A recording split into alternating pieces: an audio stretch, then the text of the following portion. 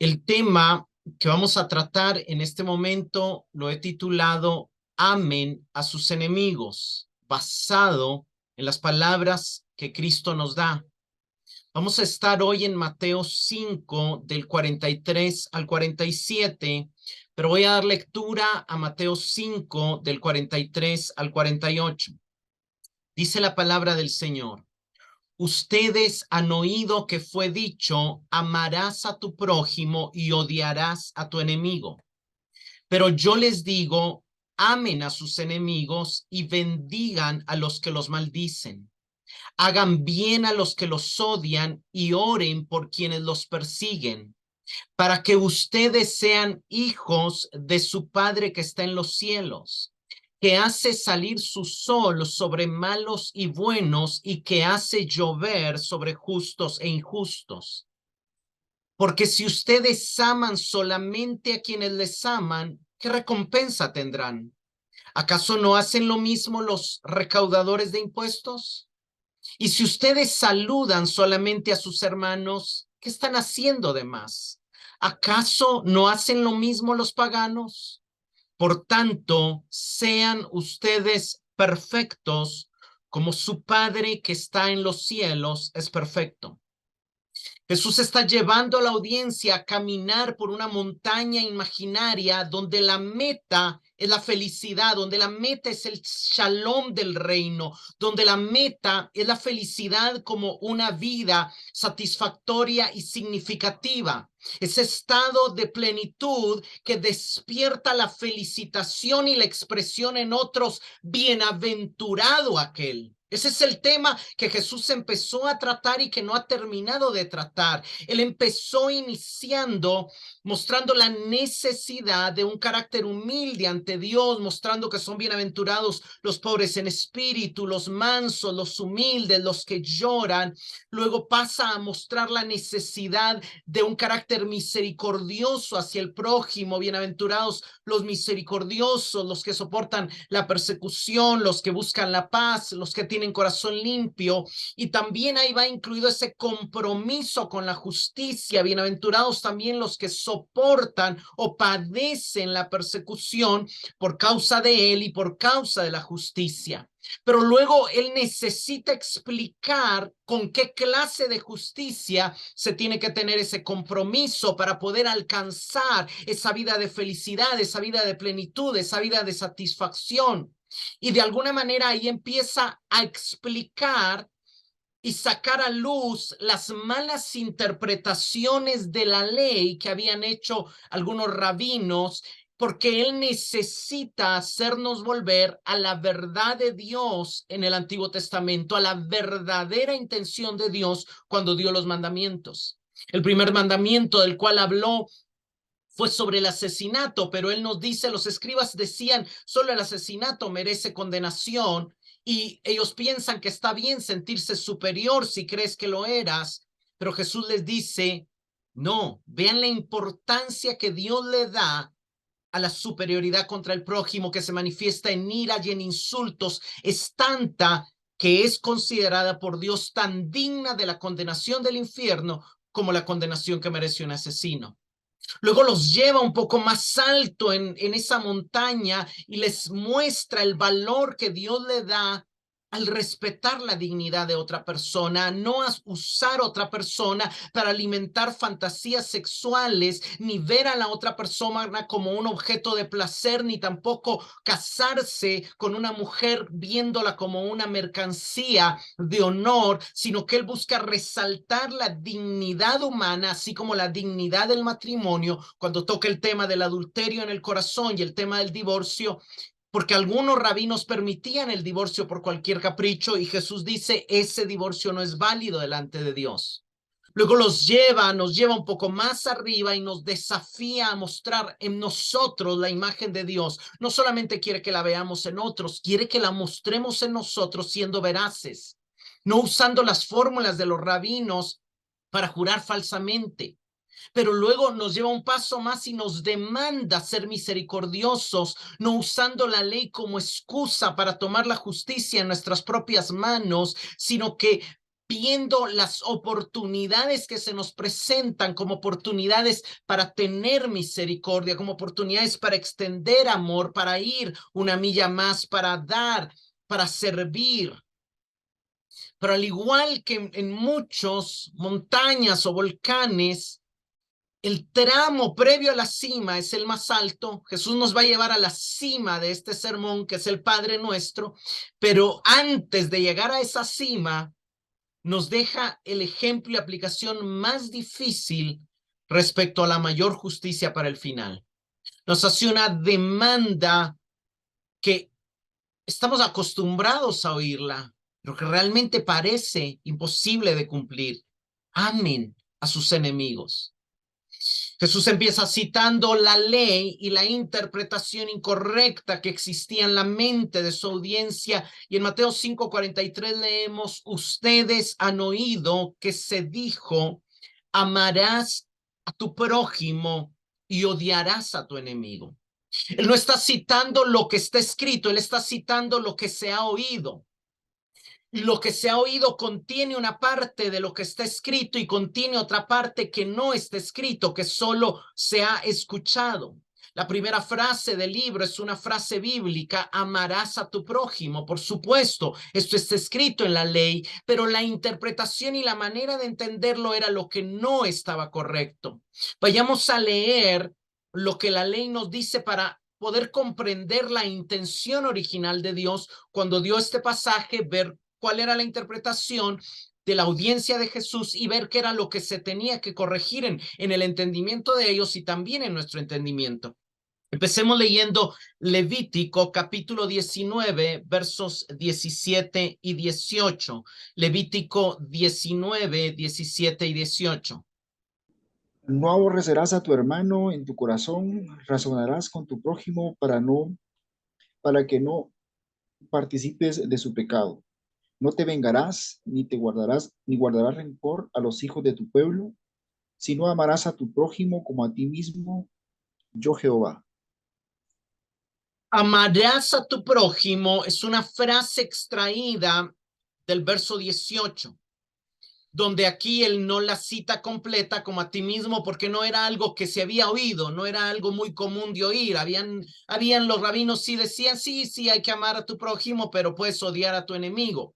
¿De dónde sacaban eso de odiar al enemigo? La Biblia no dice nada de odiar al enemigo, pero notemos que en el verso 17 dice, no odiarás a tu hermano en tu corazón. Aborrecer y odiar son la misma palabra y de alguna manera siempre tenemos esta tendencia, ¿verdad?, a usar la lógica para sacar conclusiones más allá de lo que Dios quiso decir. Entonces, como nos gusta completar con nuestra opinión lo que no está escrito, era fácil que interpretaran, ok, la Biblia dice que no debo odiar a mi hermano, pero no dice nada en cuanto a mi enemigo.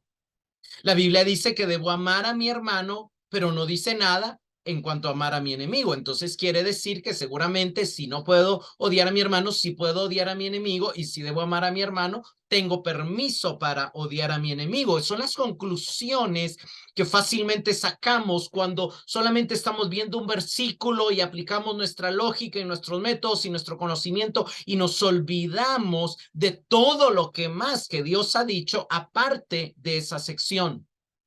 Odiarás a tu enemigo es una expresión que, como ya expliqué, no se encuentra en ninguna parte del Antiguo Testamento. De manera interesante, tampoco se encuentra en la Mishnah, tampoco se encuentra en el Talmud, tampoco se encuentra en otros libros apócrifos. Sin embargo, sí hay lugares donde se encuentra. Hasta mucho tiempo, por mucho tiempo se desconocía si esa afirmación se encontraba en algún escrito de la época de Jesús. Pero en 1947 fueron descubiertos unos rollos en las cuevas de Qumran junto al Mar Muerto, y uno de los rollos se conoce como la regla de la comunidad, en hebreo el Serej Hayahad, que era el estatuto de la comunidad que vivió en el Qumran desde el año 200 antes de Cristo hasta la destrucción de Jerusalén en el año 70 de nuestra era. En este documento se lee por lo menos 3 veces claramente la orden de odiar a los enemigos. Literalmente dicen, amen al justo, odien a los hijos de las tinieblas. Josefo también mencionó, un historiador judío muy famoso, también mencionó que los esenios exigían tomar voto para entrar a la orden de odiar siempre a los malvados y ayudar a los justos. Entonces vemos que sí hubieron rabinos en la época anterior a Jesús que eran de la comunidad de los esenios y de la comunidad de Qumran, que algunos dicen que eran dos diferentes, otros opinan que eran lo mismo, y como tampoco podemos viajar en el tiempo, hay que hacer cierta ambigüedad, pero al menos una comunidad sí había interpretado y sí ordenaba y sí decía en sus escritos: odien a sus enemigos. De ellos eran de quienes Jesús le dice a su audiencia: ustedes han oído esto, ustedes han oído esto. Y claro, también hay que entender que enemigo es un término amplio, pero la mayoría de judíos aplicarían este término principalmente a nivel nacional, a nivel racial. Los judíos eran, digamos, se consideraban hermanos entre ellos, pero consideraban a los gentiles como perros, como ajenos, como incircuncisos, como enemigos, y sobre todo a los romanos porque estaban oprimiéndoles. Jonathan Pennington escribe: para un pueblo oprimido por largo tiempo y viviendo bajo la pesada bota cultural y financiera del Imperio Romano, el odiar a los enemigos no solo parecía natural, sino parecía también divinamente patriota. Es como si creemos en las promesas de nuestro Mesías y en la gloria que Dios tiene para nuestro pueblo, tenemos que odiar a los que están impidiendo que esa gloria se manifieste. Es un poco la manera en que a veces pensamos, tristemente, porque somos tan humanos como ellos, ¿verdad? La tendencia de muchos antiguos judíos a amar solo a sus compañeros judíos fue notada por muchos en la antigüedad. De hecho, dos escritores romanos, Tácito y Juvenal, dedujeron del comportamiento de los judíos que habían observado que el odio a los no judíos era una parte esencial de la religión judía. Cuando nosotros vamos al pasado, los judíos eran sumamente odiosos en su trato a los gentiles. No entraban. Recordemos que a Pedro tuvo que hablarle Dios, mostrarle un manto y darle una orden muy chocante para que él se atreviera a ir con dos gentiles a la casa de Cornelio, porque de lo contrario, él no hubiera entrado. Y cuando entra, él mismo les dice: ustedes saben que ningún judío hace esto, pero Dios me habló y por eso estoy aquí. Entonces, se había creado esta cultura nacional de superioridad que Jesús quería derribar. Ahora, es algo interesante porque esto era algo cultural, pero no era lo que la ley demandaba. La ley demandaba amor y compasión tanto para los judíos como para los no judíos por igual. Vayamos a Levítico 19, 9 y 10. Cuando ciegues la mies de tu tierra, no cegarás hasta el último rincón de ella, ni espigarás tu tierra cegada, y no buscarás tu viña, ni recogerás el fruto caído de tu viña. Para el pobre y para el extranjero lo dejarás. Yo, Jehová vuestro Dios. Las leyes contemplaban la compasión para el pobre. La ley que Dios le dio a Israel no permitiría que hubieran habitantes de calles, no permitiría que hubieran pobres, no permitirían. ¿Por qué? Porque era una obligación alimentar a los pobres y a los extranjeros que hubieran estado pasando necesidad. No eran solo a los pobres judíos, también al extranjero se le debía de extender compasión. Y vemos que es el mismo capítulo de donde ellos sacan, solamente que están leyendo muy cerca y no están abriendo su lectura. Vayamos a este mismo capítulo, Levítico 19, pero vayamos al verso 33 y 34. Levítico 19, 33 y 34. Cuando el extranjero morare con vosotros en vuestra tierra, no le oprimiréis. Como a un natural de vosotros tendréis al extranjero que mora entre vosotros, y lo amarás como a ti mismo, porque extranjeros fuisteis en la tierra de Egipto. Yo, Jehová vuestro Dios. Vemos que está claro que el mandamiento de Dios era amar no solamente a mi hermano judío de la misma raza, sino también a los extranjeros. Y claramente dice, porque ustedes fueron extranjeros en la tierra de Egipto. Entonces Dios les había permitido ser extranjeros para que pudieran amar a los extranjeros. Las palabras debes amarlo como a ti mismo son muy parecidas a Levítico 19:18 y muestra que Dios esperaba que los amaran igual, que enfocaran su amor tanto en sus vecinos, compañeros judíos, como en los extranjeros no judíos. De hecho, vemos que Jesús argumentó que la palabra prójimo había sido definida demasiado estrechamente por sus contemporáneos. Aunque muchos judíos del primer siglo reconocieron solo que otros israelitas con quienes tenían buena relación con sus prójimos, Jesús argumentó que incluso los samaritanos también eran prójimos. Entonces, eso es algo interesante. El prójimo, algunos creían, algunos no sabían de quién se trataba, pero la mayoría creían que eran solo los judíos o solo los de Jerusalén, solo los que cumplían la ley, pero en realidad no. Jesús dice los samaritanos y los gentiles también. Ahora, esto era la idea que estaba en la audiencia de Jesús. Pero veamos ahora la enseñanza de Jesús. Veamos ahora lo que Jesús les enseña. Viene y dice Jesús en Mateo 5:44, pero yo les digo, amen a sus enemigos y oren por los que los persiguen. Jesús una vez más está abordando un malentendido en los mandatos de Dios. No es la intención de Dios que odien a nadie, ni mucho menos a sus opresores. El mandamiento amar es un imperativo presente que en este contexto exige una acción continua y habitual.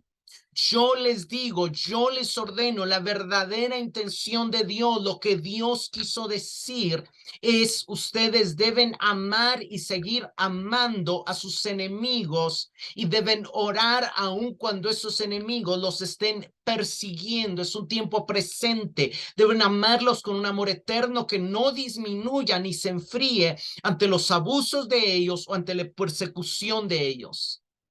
¿Qué es amar? Amar es desear y procurar el mejor bien del otro desinteresadamente. Amar es proteger, es cuidar, es inspirar, pero en general lo podríamos resumir como en desear y procurar el mayor bien del otro sin intereses. Pero por supuesto que esto sonó sumamente chocante en los oídos de los oyentes de Jesús. ¿Cómo así? ¿Quieres que anhelemos la paz y la prosperidad de nuestros opresores romanos? Pero también habían enemistades entre ellos. Los fariseos tenían ciertos choques con los saduceos y los otros con los esenios y con los celotes. ¿Cómo así? ¿Quieres que con los que están en contra de nosotros, con los que no apoyan nuestra pasión por el Mesías, nuestra pasión por la ley, nuestra pasión por la defensa de nuestro pueblo? De alguna manera, era difícil de comprender y sigue siendo difícil para nosotros. Y la pregunta que tenemos que hacernos aquí es, ¿quién es el enemigo? ¿A quién se está refiriendo Jesús aquí como enemigo? Algo interesante es que los hebreos usaban el paralelismo para explicar, y el paralelismo de los enemigos aquí, de lo que Jesús está hablando, es los que persiguen. O sea, Jesús está aclarando que no solamente se está refiriendo a los romanos, sino que se está refiriendo a cualquier otro gentil o a un judío que persigue al cristiano por su fe, que persigue al cristiano por sus valores. Entonces, eso es algo que debemos de entender. El enemigo aquí, en el contexto, es el que está diametralmente opuesto a todo lo que el discípulo cree, representa y considera precioso para su fe, convicciones y su Señor también. Ahora, ¿cómo amar? El punto aquí también nos lo da el paralelismo. La manera de amar, una de las formas de amar, es orando por ellos. ¿Por qué? Porque cuando tú oras por alguien, tú estás deseando su bien. Tú estás deseando que Dios se acerque a su vida de alguna manera. Entonces, la manera de amar es orar.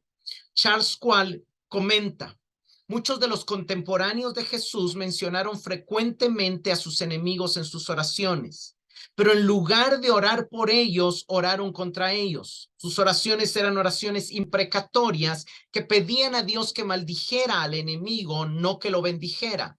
Algunas de estas oraciones las sacaban del mismo Antiguo Testamento y vamos a ir por lo menos a 2 oraciones para entender también que a veces nosotros podemos cometer el mismo error y para entender cómo estas oraciones deberíamos de hacerlas, cómo deberíamos leer estos salmos ahora. Vayamos al Salmo 69, versos del 22 al 25. Salmo 69, del 22 al 25.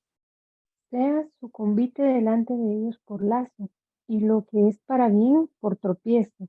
Sean oscurecidos sus ojos para que no vean, y haz temblar continuamente sus lomos. Derrama sobre ellos tu ira, y el furor de tu enojo los alcance. Sea su palacio asolado, en sus tiendas no haya morado. Vemos que todas las peticiones son negativas. Que la mesa de ellos se convierta en lazo, que cuando estén en paz se les acabe, que se nublen sus ojos y que no puedan ver, que sus lomos tiemblen continuamente.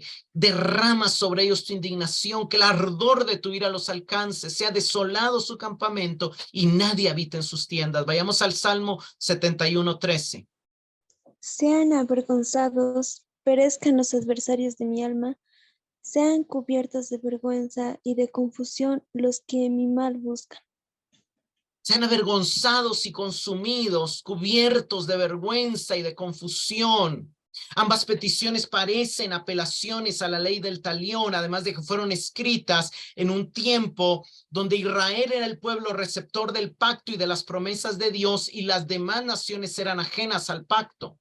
Pero vino Jesucristo y él venía a derribar la pared intermedia de separación y a proclamar paz, tanto a los que estaban cerca como a los que estaban lejos.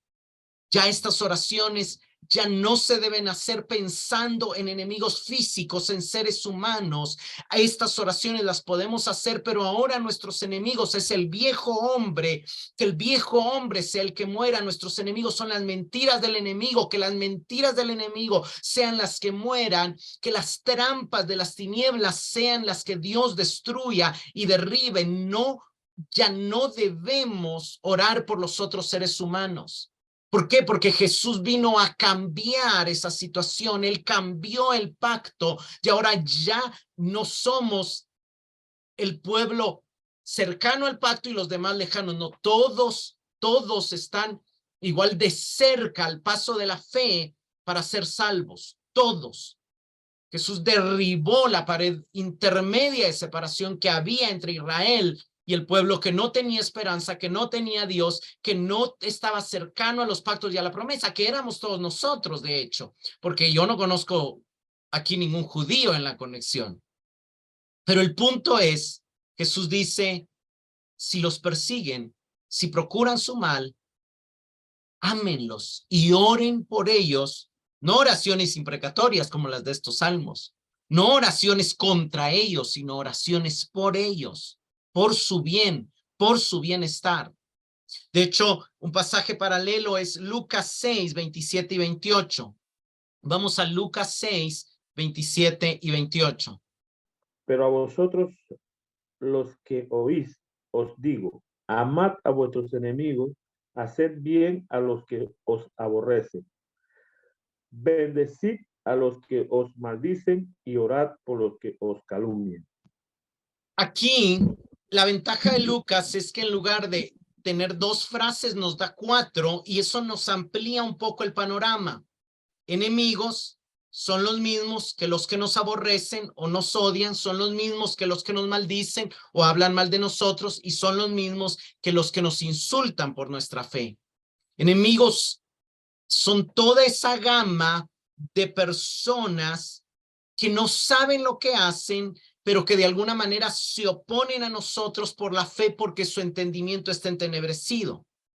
nuestro papel contra ellos no es odiarlos, no es rechazarlos, no es atacarlos, no es orar contra ellos. Nuestro papel es amarlos. ¿Cómo amarlos? Pues Lucas nos da de alguna manera también 3 paralelos y nos amplía un poco más cómo podemos amarlos. Podemos amarlos haciéndoles el bien. Podemos amarlos ayudándolos si tienen alguna necesidad. Podemos amarlos bendiciéndolos, hablando bien de ellos, enfocándonos en sus cualidades, en las cosas buenas que hacen, en las cosas buenas que tienen y orando por ellos. Estas personas van a aparecer en nuestro trabajo, en nuestra familia, en las personas con las que relacionamos. Van a haber gente que les caemos mal simple y sencillamente porque somos cristianos. Hay gente que lo que no toleran de nosotros es la paz y la confianza con la que vivimos en nuestro Dios. Entonces nos van a atacar, pero nos van a atacar desde sus vacíos, nos van a atacar desde su esclavitud, nos van a atacar desde su inseguridad y nosotros los amamos, no porque nos guste el ataque, sino porque entendemos que lo hacen desde sus vacíos, desde sus inseguridades, desde su esclavitud, desde su ignorancia, desde el entenebrecimiento de su entendimiento. Esa palabra está difícil. Desde lo entenebrecida que está su mente, desde lo engañados que están. Entonces, desde ese entendimiento los podemos ver con compasión porque a nosotros nos ha alumbrado una luz que a ellos todavía no les ha alumbrado. Joacim Jeremías escribe, este es el más duro de todos los mandamientos, pero solo se puede comprender en el contexto del mensaje del Padre Celestial y de su ilimitada bondad que recoge todo el Sermón del Monte. Solo se puede entender a la luz de todas las recompensas que tienen los bienaventurados, que somos nosotros los que tenemos un compromiso con Él. Solo se puede entender a la luz del llamado que tenemos a ser sal de la tierra y luz del mundo. Solo se puede entender a la luz de la declaración de que somos hijos y podemos llegar a ser hijos, como lo vamos a ver en la segunda parte del tema de hoy. El llamado al amor es central para toda la enseñanza y visión moral cristiana. Es el fruto que se demanda de haber sido profundamente amados por Dios.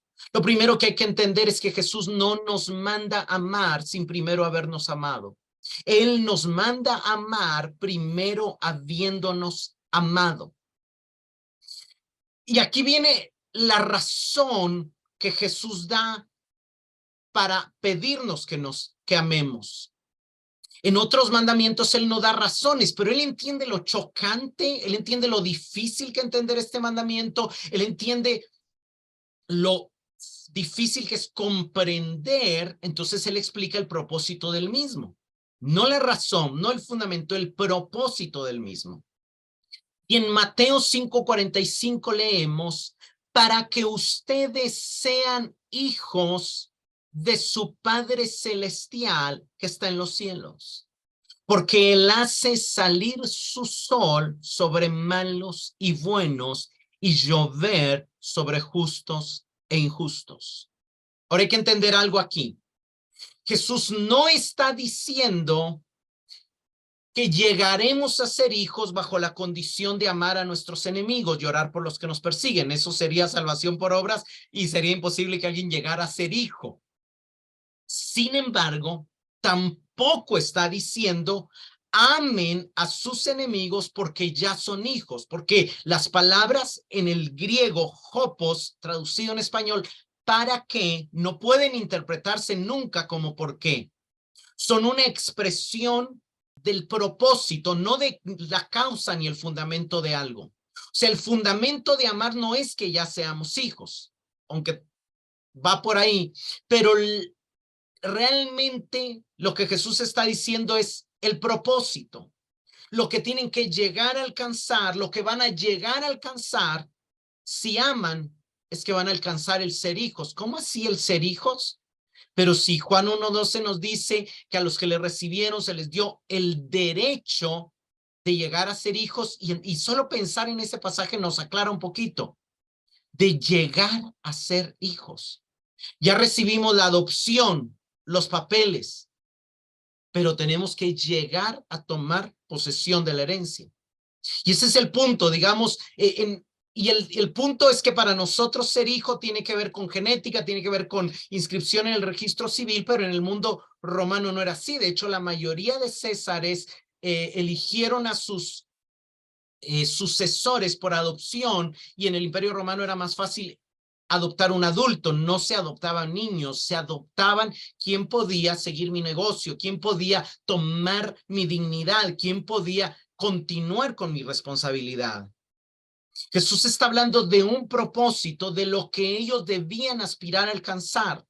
Y el verbo que Jesús usa aquí, el verbo ginomai, que en algunos momentos se puede traducir como ser o el estado de ser, realmente tiene la idea o la connotación de un proceso de cambio, de transformación. Es como el verbo become en inglés, llegar a ser. Aquí tiene ese contexto. Lo que Jesús está diciendo es: amen a sus enemigos y oren por los que los persiguen, para que ustedes lleguen a ser hijos de su Padre que está en los cielos. Y yo sé que todavía ahí no lo hemos entendido completamente, pero ahorita lo vamos a explicar. John Frame comenta, el mensaje de este pasaje, juntamente con otros, es claro: cuando obedecemos los mandamientos de Dios, nos volvemos más como Él. El punto aquí es que la idea amar a los enemigos será el resultado de la relación adecuada que se tiene con el Padre, pero ese hecho demostrará lo legítima que es la relación con el Padre. O sea, nosotros fuimos adoptados como hijos, pero tenemos que demostrar la legitimidad. En el Imperio Romano pasaba algo: empezaba el proceso de adopción, pero tenía que demostrar que tenía las capacidades para mantener la herencia, para cuidar bien de lo que iba a heredar. Entonces, si llegaba a ser o se completaba el proceso de adopción, no era algo de genética, no era algo de parecido, no era algo de crianza, era algo de dignidad. De hecho, en el griego hay dos términos para hijo, el término tecnón y el término huíos. El término tecnón está relacionado con la crianza, con la formación, con la niñez. El término huíos está relacionado con la dignidad. Y la palabra adopción es la palabra huios o iuspatia o algo así. No me recuerdo ahorita la palabra, pero la adopción era huíos, y de hecho muchos huíos llegaban a ser huíos sin ni siquiera tener ningún contacto sanguíneo ni familiaridad genética, por así decirlo. Era un tema de que alguien llegaba a tener la dignidad, el apellido, la herencia del padre por adopción. Esa es la palabra que Jesús está usando aquí. Entonces, lo que está diciendo, de hecho, ellos lo entendían así porque era parte de su cultura, y de hecho en el Talmud judío dice: cuando se comportan como hijos, entonces son hijos. Para el Talmud judío y para los judíos, un hijo no era un chiquito, los niños ni siquiera valían. Un hijo no era alguien que va a mi sangre, un hijo era alguien que tomaba mi oficio, un hijo era alguien que se comportaba como yo, un hijo era el que heredaba mi negocio. Eso era un hijo en la mentalidad judía y también un poco en la mentalidad grecorromana. Entonces tenemos el potencial, el derecho de ser hijos desde que le recibimos, pero llegamos a serlo en la medida en que lo vivimos, en la medida en que actuamos como Él, y lo vivimos y actuamos como Él en la medida en que lo creemos. Y quiero aquí que vayamos a Filipenses 2:15. Para que seáis irreprensibles y sencillos, hijos de Dios sin mancha en medio de una generación maligna y perversa, en medio de la cual resplandecéis como luminares en el mundo, ácidos de la palabra de vida, para que en el día de Cristo yo pueda glorificarme de que no he corrido en vano, ni en vano he trabajado. Vean que es la misma. ¿Para qué? Propósito, no por qué. ¿Para qué? Es importante mencionar el contexto anterior, ¿verdad? Pero para no alargarlo tanto, Pablo dice: así como ustedes han obedecido, les pido que se ocupen en su salvación con temor y temblor. Es ocuparse en la salvación, es ocuparse en su santificación, es ocuparse en hacer buenas obras, es ocuparse en amar, es ocuparse en obedecer los mandamientos de Dios, es ocuparse en ir conformándonos a la imagen de Cristo. Entonces, ¿cuál es la clave aquí? Ocúpense en su salvación para que sean hijos de Dios sin tacha, irreprensibles y sencillos, para que cumplan el llamado que Dios les ha hecho y resplandezcan como luminares en medio de un mundo de tinieblas. ¿Para qué? Para que cuando llegue aquel día, yo los vea y los vea recibir una recompensa de parte de Dios, los oiga a Dios decirles, buen siervo y fiel, y me goce y diga, ese era de los míos, yo ministré, yo prediqué, yo le aconsejé, yo le envié la carta, para que yo tenga de qué gloriarme, dice Pablo, para que yo pueda saber que no trabajé en vano. Para Pablo y para los apóstoles, si la gente se quedaba con la faceta inicial de la salvación y no avanzaban hacia la madurez, habían trabajado en vano. Él escribe entristecido a los corintios y a los gálatas. El escritor a los hebreos le escribe entristecido a los gálatas con tristeza y con temor de haber trabajado en vano. ¿Por qué? Porque siguen siendo niños, porque no han madurado, porque no están viviendo como hijos, porque no están mostrando el carácter del Padre, porque no están reflejando al Cristo que llevan dentro. Y ese es el llamado que aquí Jesús nos hace. ¿Quieren tener la dignidad de hijos? ¿Quieren que se les reconozca como hijos? ¿Quieren brillar en el mundo? Actúen como hijos. Ocúpense de su santificación. Dejen el viejo hombre. Entonces van a disfrutar la relación con el Padre. Van a disfrutar la herencia que tienen. La transformación empieza cuando yo actúo como Dios dice que soy, aunque a mí todavía no me parezca que lo soy. Pero si Dios dice que soy justificado, tengo que actuar como justo. Si Dios dice que soy santificado, tengo que actuar como santo. Si Dios dice que soy limpio, tengo que actuar como limpio. Si Dios dice que no tengo culpa, tengo que actuar sin culpas, sin complejos y no buscando llegar a tener una culpa que no tengo. Debo de creer lo que la Biblia dice acerca de mí. Soy una nueva criatura, según 2 Corintios 5:17. Fui creado como nueva criatura en mi nuevo nacimiento, en la justicia y en la santidad de la verdad, según Efesios 4:4. Y esa nueva vida que está en mí se va renovando hacia un verdadero conocimiento conforme a la imagen de aquel que lo crió, según Colosenses 3:10.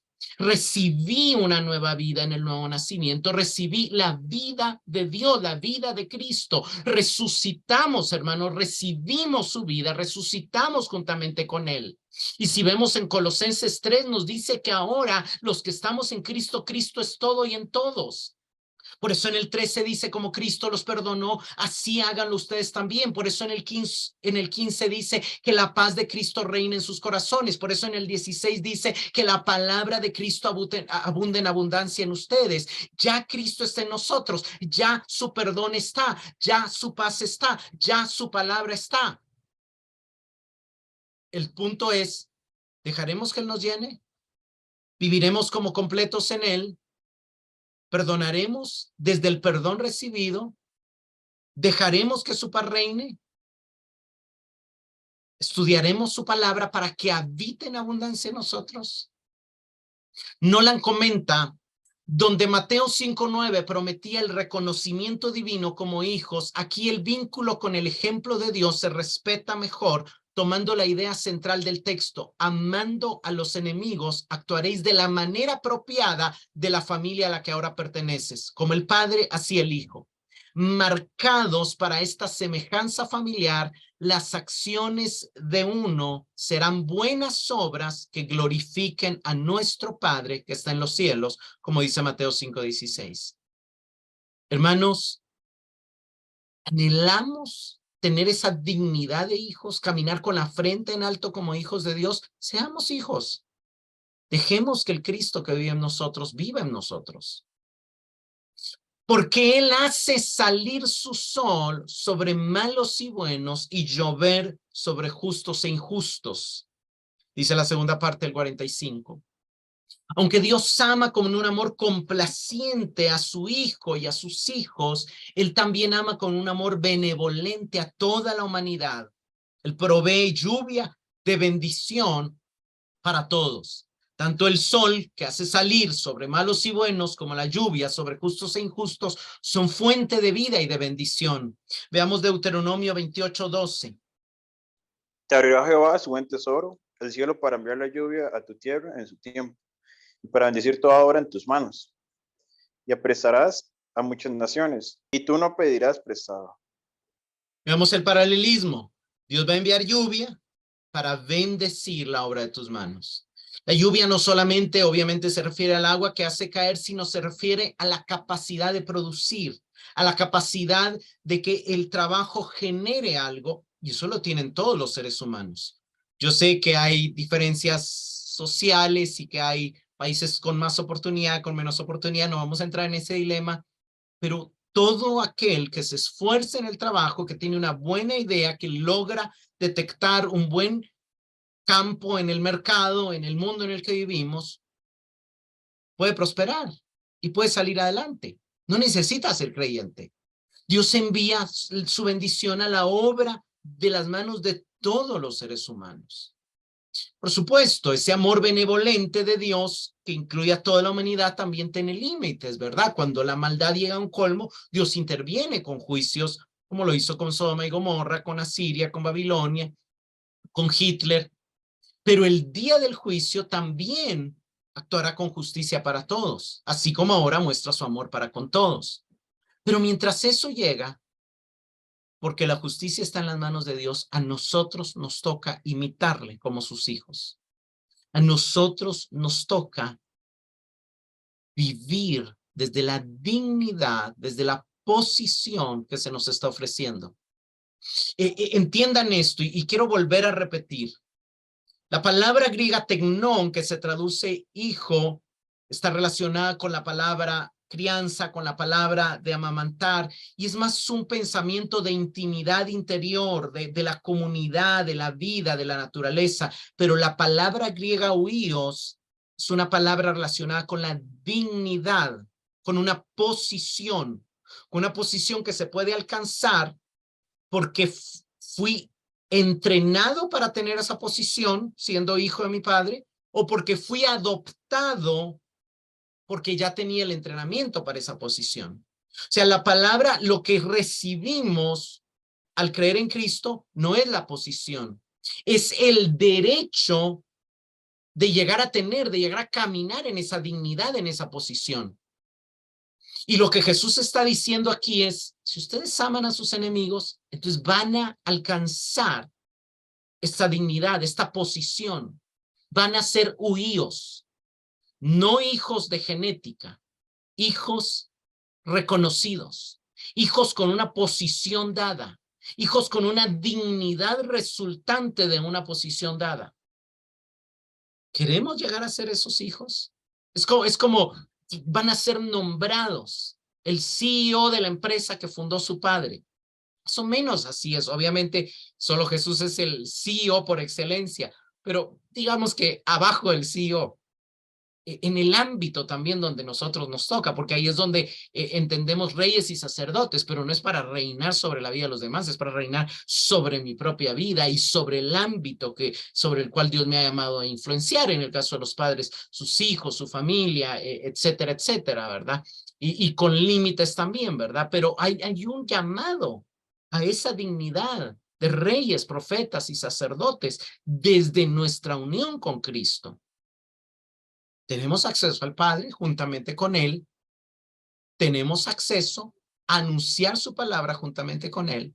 Y tenemos acceso a gobernar sobre el pecado y sobre el mundo espiritual juntamente con Él. ¿Por qué? Porque somos llamados a marcar una diferencia. Pero no queda ahí. Verso 46 dice, porque si ustedes aman a los que los aman, ¿qué recompensa tienen? ¿No hacen también lo mismo los recaudadores de impuestos? Jesús está diciendo que amar a los que nos aman, no es amor verdadero, es egoísmo práctico. Los recaudadores de impuestos eran despreciados como traidores y ladrones, considerados profanos ritualmente, porque se habían aliado con los romanos para oprimir financieramente a su pueblo. Los recaudadores de impuestos no eran empleados asalariados del gobierno romano, sino que recibían una comisión que ellos mismos se la asignaban al elevar las tasas, y obviamente esto les hacía aumentar sus ganancias. La gente los llamaba ladrones con licencia. El Talmud enumeraba el servicio como recaudador de impuesto o publicano entre los oficios más despreciados. La mera entrada de un recaudador de impuestos en un hogar judío dejaba toda la casa en un estado de inmundicia. Cualquier cosa que tocaban se consideraba contaminada. No podían entrar al lugar santo ni al templo. Los rabinos aún prohibían que un mendigo recibiera dinero de un recaudador de impuestos. Así era la manera en que los odiaban, aun cuando eran sus hermanos, pero al aliarse con sus enemigos, se convertían en enemigos. Pero ¿cuál era la característica principal del recaudador de impuestos? Su egoísmo. Sus finanzas eran más importantes que sus lazos familiares. Su amor es un amor interesado, porque piensa primero en él mismo. Y hermanos, es el amor que se promueve en el mundo. Tristemente, amamos, pero buscando recibir algo. La gente busca casarse con la persona que le apoya a cumplir sus sueños. Yo sé que no todos, ¿verdad? Pero es algo común en la sociedad en que vivimos. Y Jesús dice, ese no es verdadero amor. Eso no tiene nada de superior. Verso 47. Y si saludan solamente a sus hermanos, ¿qué hacen más que otros? ¿Acaso no los gentiles hacen también lo mismo? Tanto los gentiles también eran los enemigos del pueblo de Israel. Los gentiles que primero se les iban a venir a la mente eran los romanos. Ahora, los saludos en el mundo antiguo eran un tema de que, por ejemplo, los judíos se saludaban entre ellos shalom, y era un deseo genuino de favor divino y de paz, de bienestar sobre aquel que estaba saludándose. Es como el saludo de hoy, Dios te bendiga. Algunos judíos de esa época llegaron a dudar si debían saludar con tales saludos a sus enemigos por temor a que se cumpliera y el enemigo le estuvieran asegurando prosperidad y éxito a sus enemigos. Pero los gentiles saludaban con un saludo que era chairén, que significaba gozo para ti, que también era lo mismo. Y también los gentiles no saludaban a todos, y sobre todo, siendo los judíos tan odiosos, a veces no saludaban a los judíos, solo se saludaban entre ellos. Y Jesús dice, ustedes son igual que ellos no son mejores que ustedes. Si ustedes saludan solo a sus hermanos, ¿no hacen ellos lo mismo? ¿Qué están haciendo fuera de lo común? Y aquí la palabra es perizón en el griego. ¿Qué están haciendo de extraordinario, de notable, de excelente? ¿Qué están haciendo de más? Y es la misma palabra, solo que en forma adjetiva del verso que Jesús usó en el verso 20, donde dice, si vuestra justicia no supera la de los escribas y los fariseos. Y aquí Jesús está diciendo, la aparente justicia de los escribas y los fariseos es tan falsa como el amor egoísta de los recaudadores de impuestos y como el saludo no sincero de los gentiles. Eso sonó sumamente ofensivo para los oyentes de Jesús. Pero Jesús nos está diciendo a nosotros lo mismo. ¿Se creen más justos que otros? ¿Creen menos justos a los gentiles y a los recaudadores de impuestos, a los narcotraficantes o a los inmorales? Tu justicia es tan falsa como la de ellos. Nuestra falsa justicia, cuando nos creemos más justos, es tan falsa como la de los injustos. No deberíamos preguntarnos si nuestro nivel de amor y la sinceridad de nuestros buenos deseos superan los de los no creyentes. Hermanos, en muchas cosas no hay diferencia entre los cristianos y los no cristianos. Las estadísticas de divorcio son las mismas entre cristianos y no cristianos. Las estadísticas de depresión son las mismas entre cristianos y no cristianos. Eso no debería de ser así. Para la mayoría de cristianos se han sentido oprimidos, atacados, perseguidos, a veces más por los mismos cristianos que por otros cristianos. Jesús dijo que nos íbamos a conocer porque nos amábamos unos a otros. Y hay canciones que dicen, y ellos sabrán que somos cristianos por nuestro amor. En inglés, they will know we are Christian by our love. Pero no es una realidad que vivimos. ¿Es evidente nuestro amor por otros? Hay otra canción de Kirk Franklin que me gusta, se llama Pray for Me, y dice, ora por mí. Dice, ¿por qué juzgarme? No me ayuda a crecer. Ora por mí. El mal que ha hecho yo ya lo sé. ¿Me amarás si estoy sucio y si perdí mi camino? Para la sangre que me ha lavado ya soy blanco y ya no gris. Si necesito tu aprobación, ¿me dejarás quedarme y orarás por mí?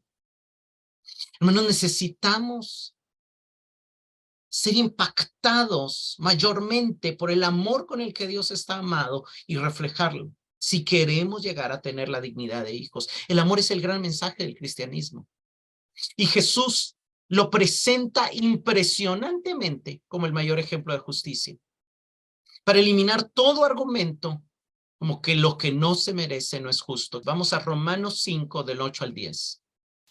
Mas Dios muestra su amor para con nosotros en que siendo aún pecadores, Cristo murió por nosotros. Pues mucho más estando ya justificados en su sangre, por él seremos salvos de la ira. Porque si siendo enemigos fuimos reconciliados con Dios por la muerte de su Hijo, mucho más estando reconciliados seremos salvos por su vida. ¿Estábamos bien cuando nos amó? No, éramos pecadores, dice el 8, y éramos enemigos, dice el 10. ¿Por qué Él nos puede mandar a amar a nuestros enemigos? Porque Él nos amó cuando nosotros éramos sus enemigos. Él demostró su amor para con nosotros y ahora quiere que nosotros reflejemos su amor. ¿Por qué fuimos creados a imagen de Dios? Para reflejarle. Entonces, cuando no amamos, nos salimos del diseño y por eso nuestra vida ya no funciona como debería. Fuimos creados para conocer su amor y para amar verdaderamente. Y en la búsqueda del bienestar de otros hallaremos nuestro propio bienestar. No importa si el mundo en el que vivimos nos dice que alguien no merece que deseemos su bienestar porque nos dañó, porque nos lastimó. Nosotros dañamos a Dios, nosotros nos rebelamos contra Él y también nos hemos dañado a nosotros mismos y hemos dañado a otros. Pero Jesús murió en la cruz para hacernos de nuevo. Y lo que está dañado en nosotros se reparará en la medida que busquemos la restauración de otros. Hermanos, disfrutemos el derecho que tenemos de llegar a tener la dignidad de hijos, viviendo como hijos, imitando a nuestro Padre. Como preguntas de reflexión, ¿quieres alcanzar el potencial que tienes de disfrutar la dignidad de la posición de hijo? ¿Quiénes te han perseguido, odiado, insultado o maltratado? ¿Obedecerás la orden de Jesús de orar por ellos, de hacerles bien y de bendecirles?